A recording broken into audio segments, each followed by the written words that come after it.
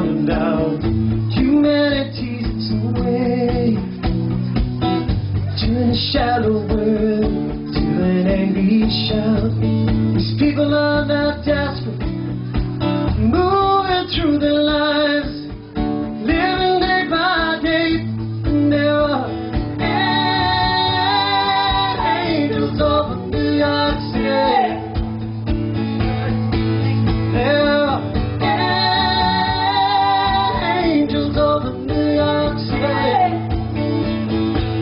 I crossed over into Harlem, drew an angry stare from a covered face, felt the fear in me rising, and the blood was rushing to my face. It was then a man came to me, said, "Excuse me, son, this is not your place." And there are angels over New York City. Let's go back in time.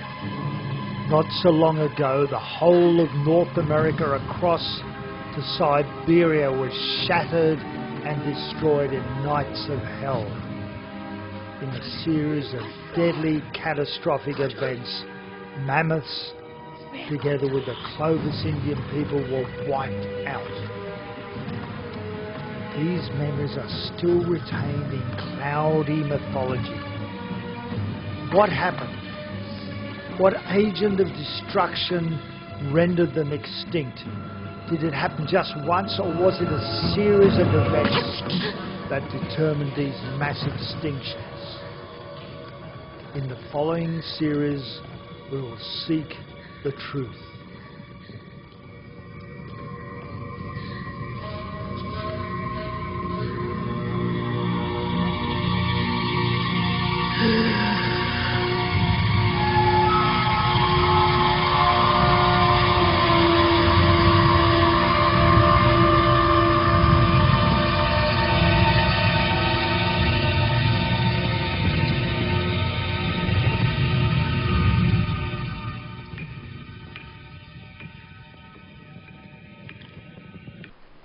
Ever since I was a young boy, I'd read numerous books about mammoths being made extinct by hunters driving them over cliffs. And I thought, what a load of rubbish. But Carly and I were determined to find out the truth. We headed off to North America in search of mythology and scientific evidence. We landed in Los Angeles. So here we are, the La Brea tar pits. What do you think we'll find here, Carly? I don't know, Peter, but I'm pretty excited to see what's underneath all that tar. So am I. Let's go and have a look, eh? Okay, great. The La Brea tar pits are just down the road from Hollywood, and here you can see the gases bubbling up through the water and bitumen. Like much of the air around Los Angeles, it is rich in petroleum products. This bitumized area stretches extensively and conceals the bones of not only mammoths, but saber-toothed tigers, short-nosed bears, camels, horses, all extinct. But not only large animals, but mice, birds and flora are all preserved within the tar and very deeply into the ground, at least 60 foot.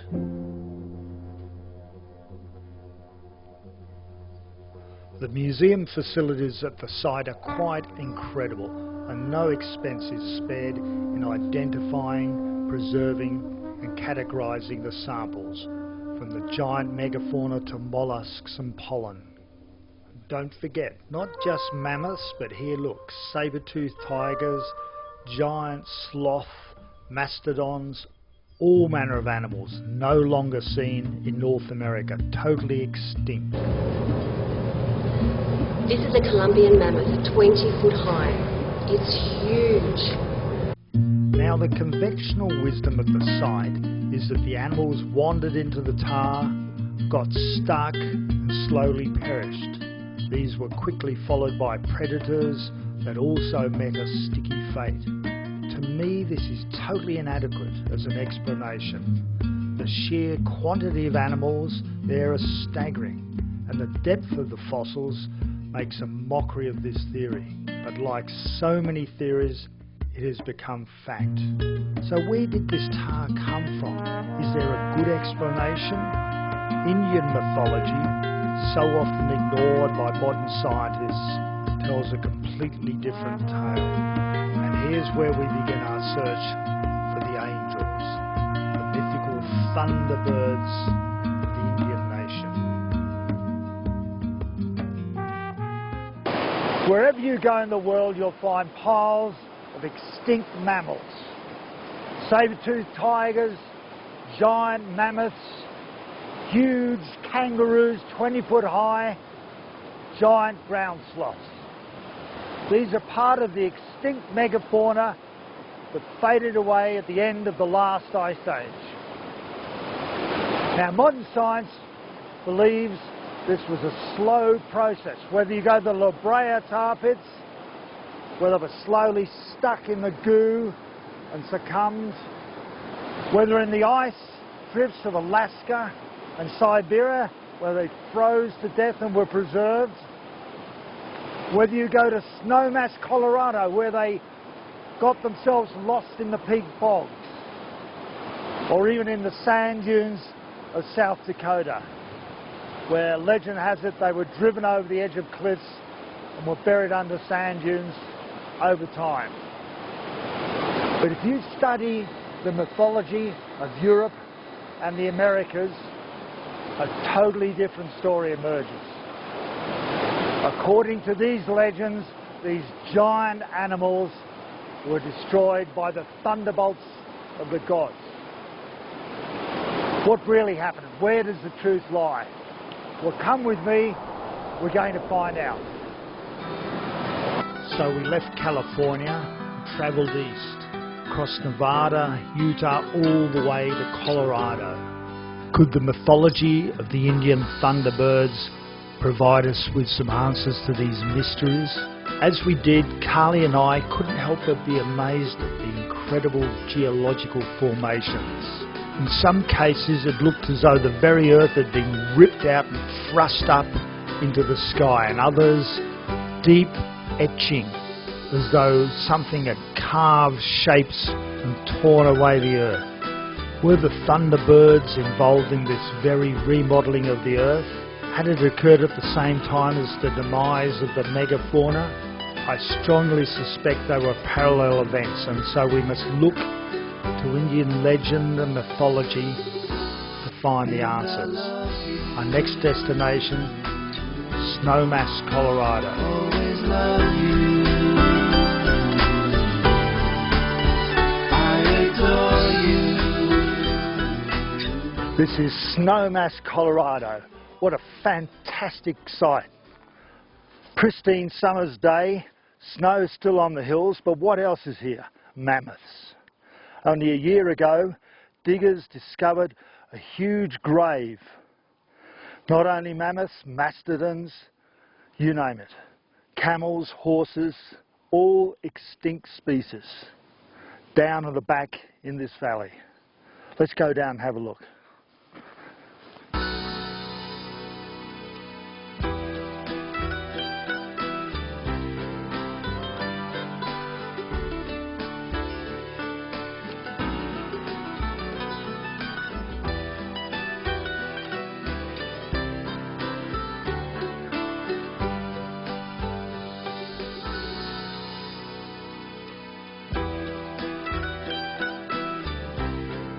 That's some climb up from that mammoth site, but there's beautiful wildflowers out here in Aspen. The sun's out, no snow.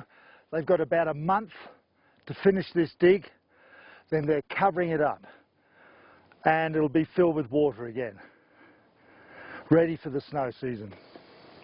If you had told me a month ago that I'd be at 9,000 feet above Snowmass Village digging fossils in mid-November, I would have said you were crazy.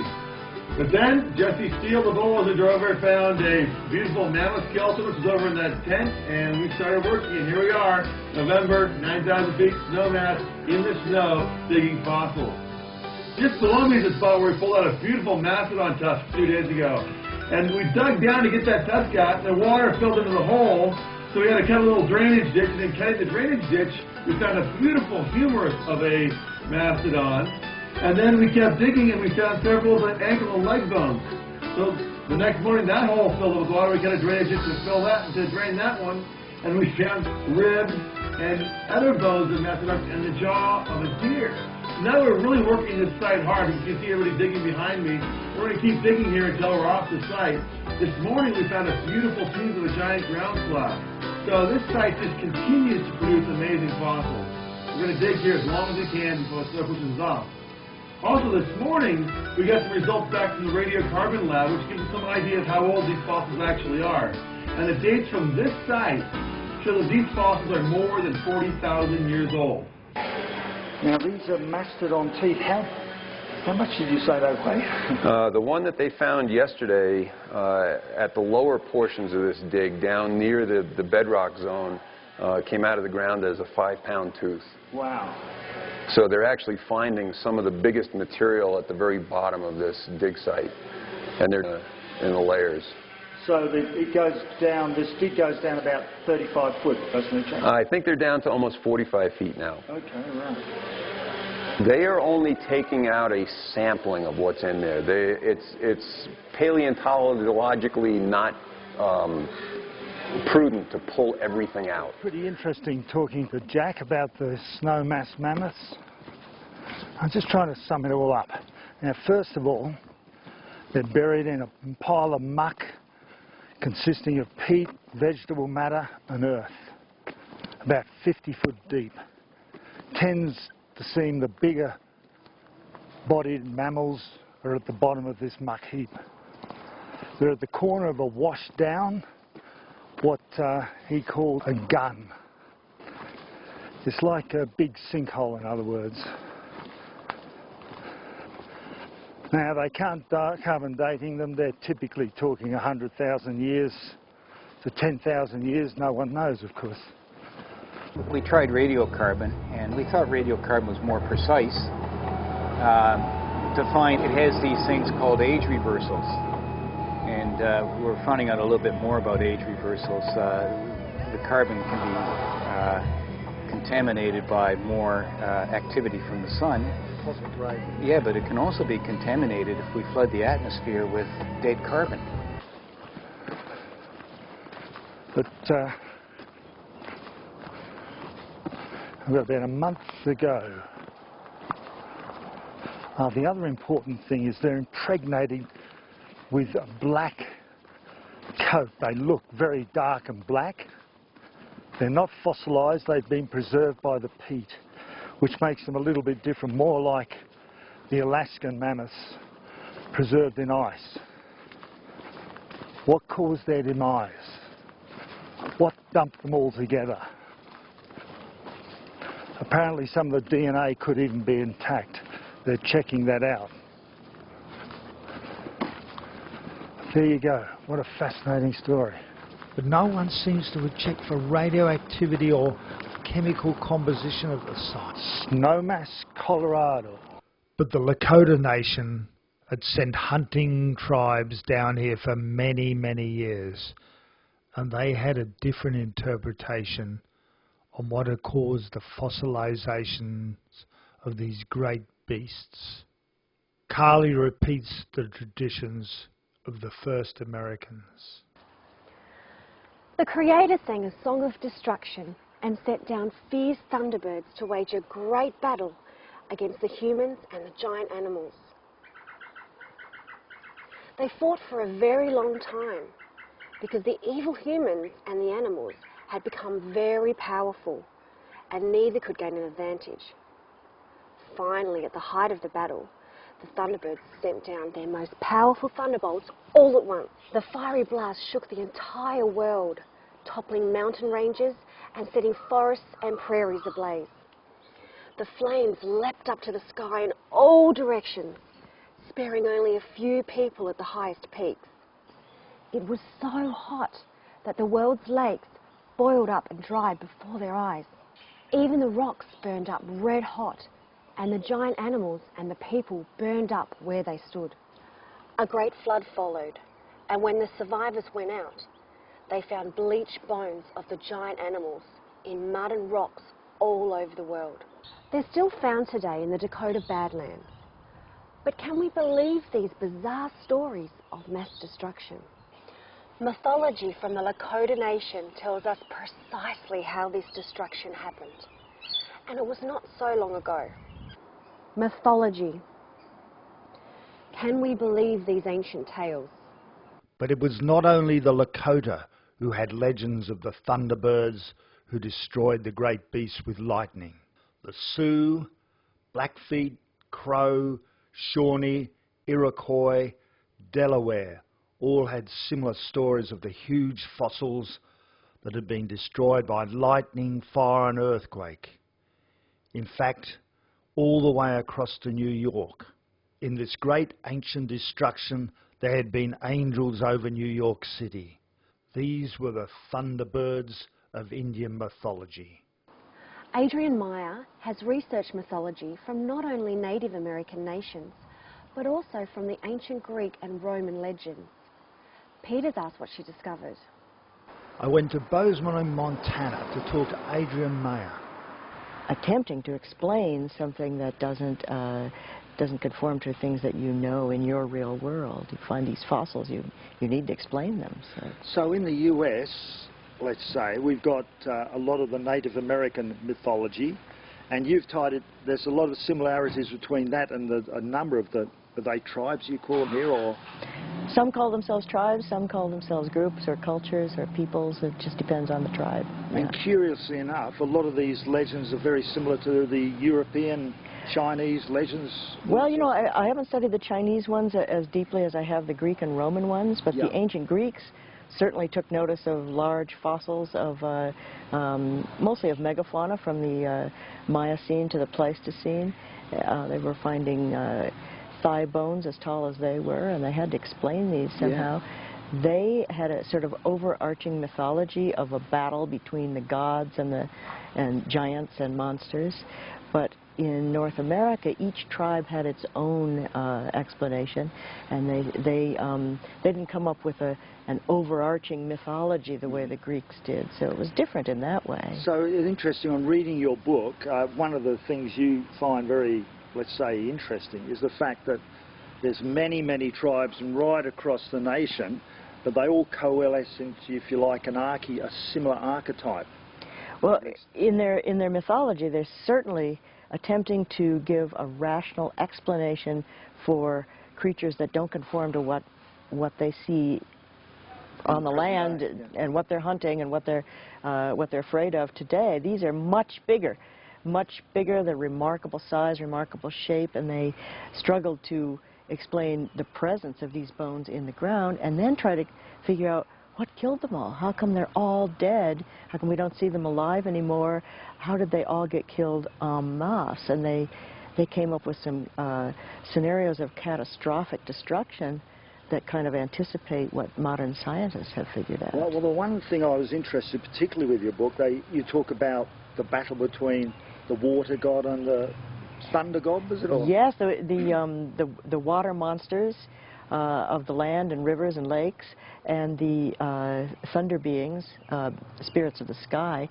And when they found the remains of gigantic marine reptiles from the Cretaceous, for instance, in the Dakotas or in Montana, Wyoming, Nebraska, they found those along with sometimes the skeletons of pterosaurs, these flying reptiles.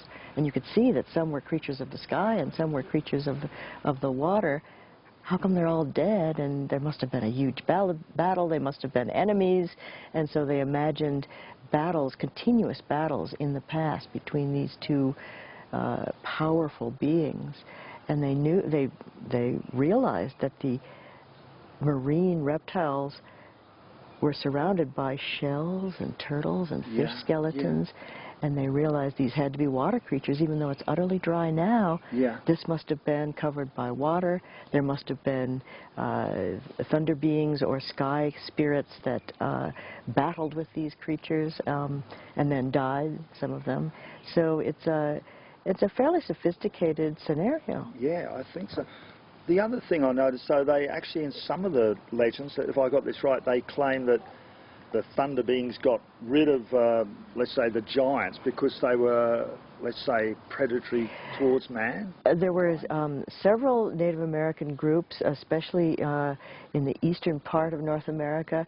They came across very rich bone beds of mammoths, mastodons, creatures that were much larger than the prey. They were hunting, and so they imagined that these monstrous creatures must have preyed upon early humans, and that the Creator then wanted to make the earth safe for the new human beings. So they got rid of them. So the Creator then killed them with sort of cosmic lightning bolts, something beyond just ordinary lightning. So it wasn't just a description of normal everyday lightning, so to speak. No, this was a massive destruction of these creatures. And it's actual fact that did happen. The megafauna are now extinct. They did. Something did happen, yes. whatever it was. Yes, and the early colonists describe the Americas as a land covered with bones. I mean, everywhere you went, there were skeletons emerging or partially petrified. Yeah. It's quite interesting. I mean, comparing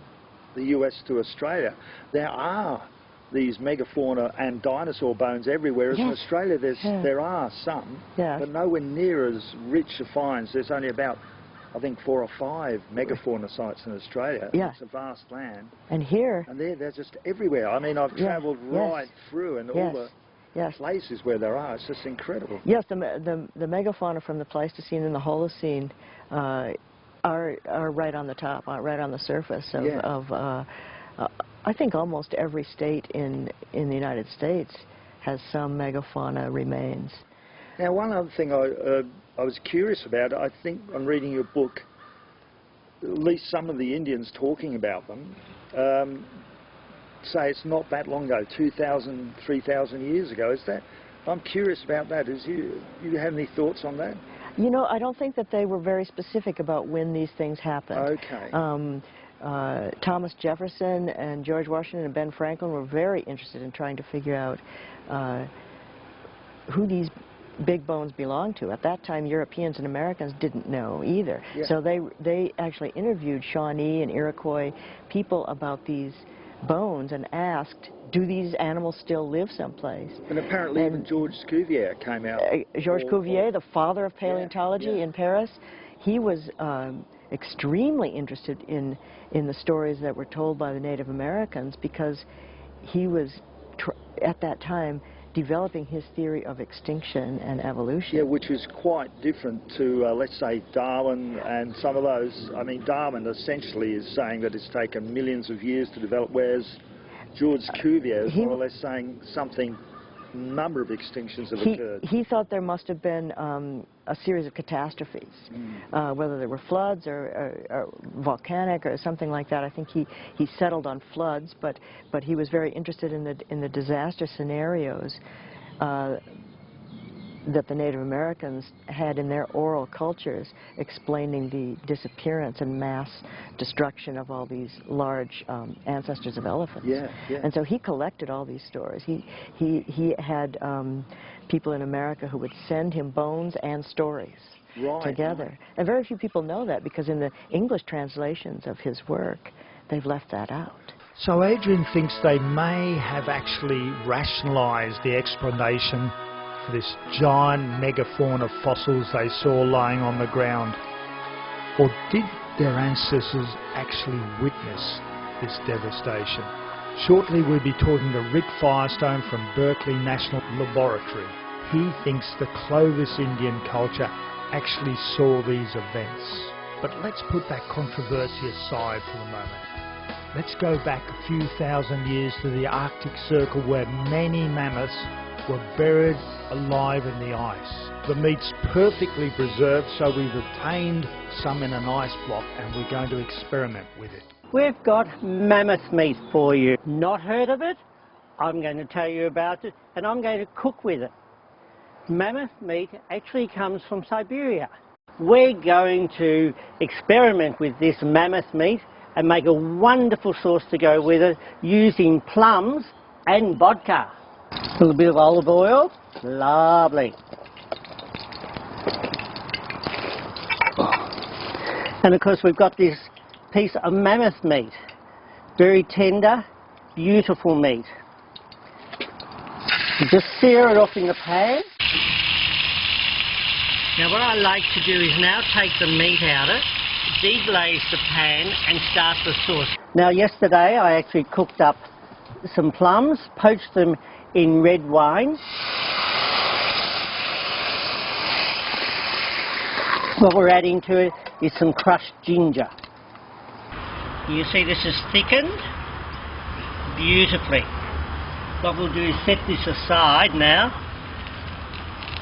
We'll continue with the meat and we'll let this cook for probably, I would say, about 15 minutes at most. It's a beautiful meat, it's lovely and tender. It would be one I would say to eat very rare. Alright, the excitement's all happening now.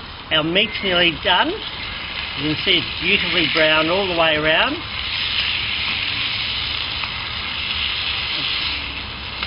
Look at that, and how tender is this meat. Beautiful. Now what I'm going to do now is, because I poached my plums off before, I'm going to add the vodka to the plums, because the flesh of the plums will actually absorb the vodka.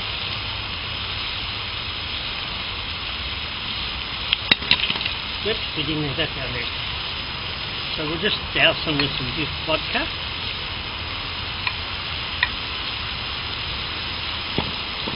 And soak for a little while. We're going to add these to the pan because of the juice is still in the pan there. So we'll add these into it.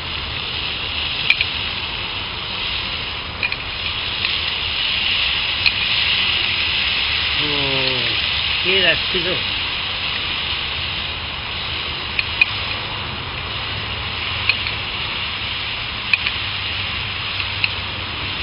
I think I might give a little bit of vodka to the beef itself. Oh. And then I'm adding the sauce we made before, earlier on.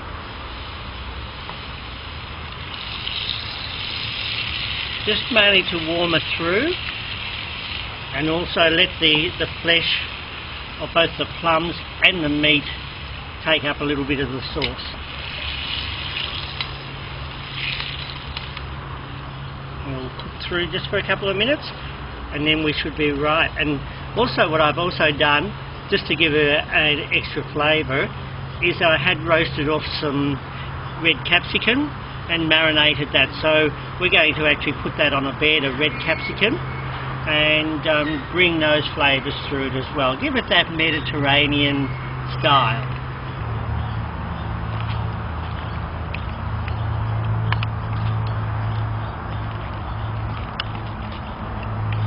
And with that, what we've now got is a beautiful dish of mammoth. We'll try it shortly. I'm sorry, but you can't have a taste of it, but we can. Hello, John. What have you got going here? Hello. How are you going? I thought you wanted some wine, so I bring some along. I need it. This, believe it or not, is Andrew Higginbottom's finest good. Cab Sav. Lovely. So I knew you'd want one. You know how mean he is, so I had to really You got one. You did. You were so lucky to get that. Oh, this He's not one to give you. Yeah, have a sip. Cheers. Cheers, mate. Good How on you. good's this? Ah. Oh, good. Yeah. Are you serious? This mammoth's going to taste all right, you reckon? I reckon it'll be beautiful, Peter.